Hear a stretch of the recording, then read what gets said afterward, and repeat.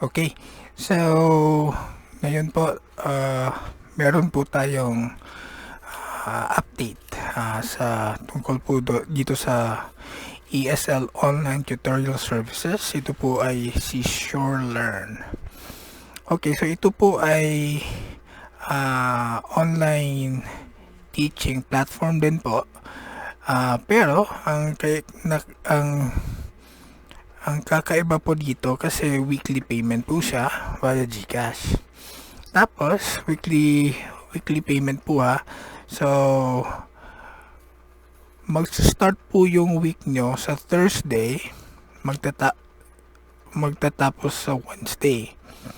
So kumbaga cut off na po yung Wednesday. So ilang araw po ba 'yon? Thursday, Friday, Saturday, Sunday, Monday, Tuesday, Wednesday. 7 days din po 'yon. So nasa sa inyo na po 'yon kung mag-add po kayo ng schedule sa Saturday at Sunday nyo, pero 7 days po siya. And yung payment po ay sa Thursday na, midday. Yun, via GCash. Yun. Okay, syempre yung patungkol naman po sa rate. Every class 25 minutes. Okay. 25-minute class, 25 minutes for 50 pesos. Right. So, safe to say. So, madali lang naman, 25 minutes. Laruin nyo lang. Siyempre, ayusin nyo naman yung delivery ng classes nyo. Ibig sabihin ng laro-laruin ay enjoyin yung pagtuturo. Kasi minsan pag masyadong serious, hindi nyo na nagigets kung ano yung gusto nyo pag-usapan ng estudyante nyo. Nakatakot naman kung parang horror class. So, yan. 25 minutes per class per 50 pesos. Yan. Weekly po yan. So, imagine nyo po kung marami kayong classes in a week, mayroon na kayong ma-receive na payment. So, sobrang dali. Sobrang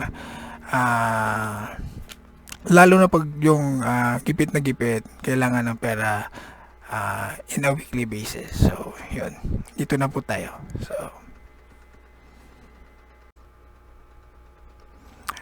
okay, so ano po yung requirements nila? Siyempre, naghahanap po sila ng yung may experience na rin po. At least 6 months, 3 months siguro, hanggang 1 year. Kasi ang alam ko, nagtitrain din sila kung kinakailangan. Lalo na pag nakita ng company na may potential yung teacher. Yun. So, siyempre, full-time or part-time, I'm not sure kung anong kakaibahan nun kasi home-based naman.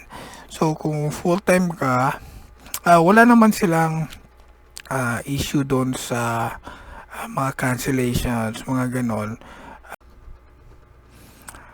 So, sa recent update po nila, kung magka-cancel po kayo, syempre, magpapaalam po kayo. Pero slightly strict po sila tungkol dun sa mga students na nagka-cancel kasi nga protected yung teacher. So, hindi po madali ang nagka-cancel ng student yung binook nila na klase. Kasi nga kawawa naman yung teacher. Yun yung pagkabuhayan nila, 'di ba? So, in fairness sa company, pinoprotect po yung teacher. Siyempre naman, paano po kayo kikita kung hindi naman kayo mag-open ng schedule? Siyempre, sasabihin naman namin kailan yung mga peak hours. Obvious naman, gabi, sa hapon. Meron din namang umaga. Dito po kumikater yung mga nasa 5 years old. Kasi kadalasan doon, nasa school, nasa bahay lang naman.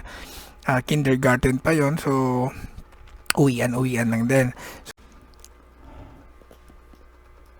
So, sino ba ang mga estudyante? Siyempre, ang mga estudyante po ay mga Chinese. Yun. Ah, may mga ah, may mga kids, teenagers, teens, young adults, kahit nga yung mga adults na ah, nagbo-book pa rin. Kasi nga gusto nila na ma-polish yung kanilang speaking skills, communication skills. Lalo na doon sa mahilig magbiyahe, lalo na doon sa may trabaho na kinakailangan nilang constantly practice. Yon. So, wag po kayong mag-alala pag yung magaling na po yung estudyante nyo kasi ang point naman doon is to practice. Kasi sa opisina nila, minsan lang din sila nagsasalita. Kaya sila nagbo-book ng classes para naman makapag-practice. Siyempre, bibigyan nyo ng topic. Huwag po kayong matakot na kung para po doon sa mga baguhan. Yun yung kinakatakutan nila. Yun. Sa mga bata naman, siyempre may parents naman na nagagabay sa kanila. So, yun. Yes. Based po sa update, meron din silang mga students sa Italy at Germany. Pero kadalasan po sa kanila Chinese din, pero nasa ibang bansa na.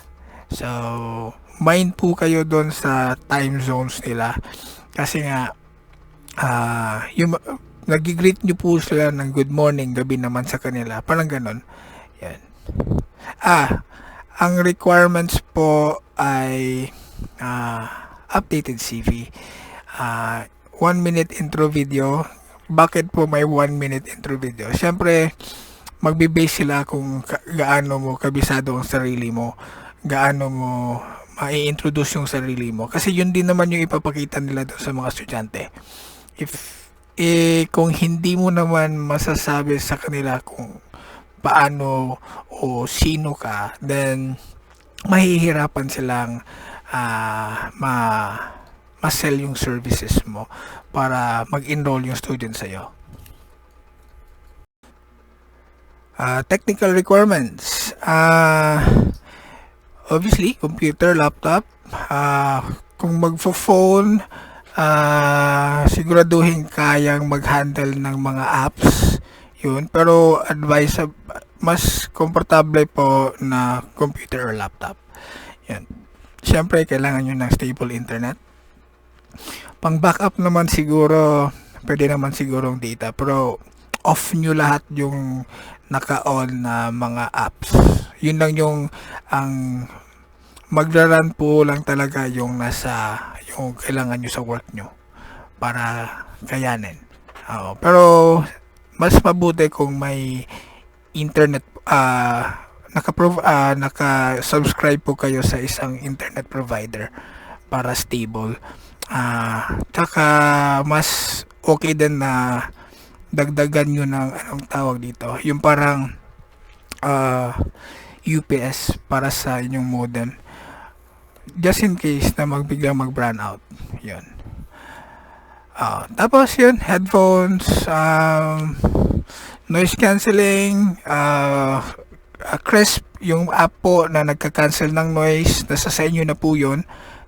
Obvious naman po, kailangan nyo ng quiet environment. Kasi nga, kung nagkaklase kayo, gusto nyo naman yung focus nasa sa inyo.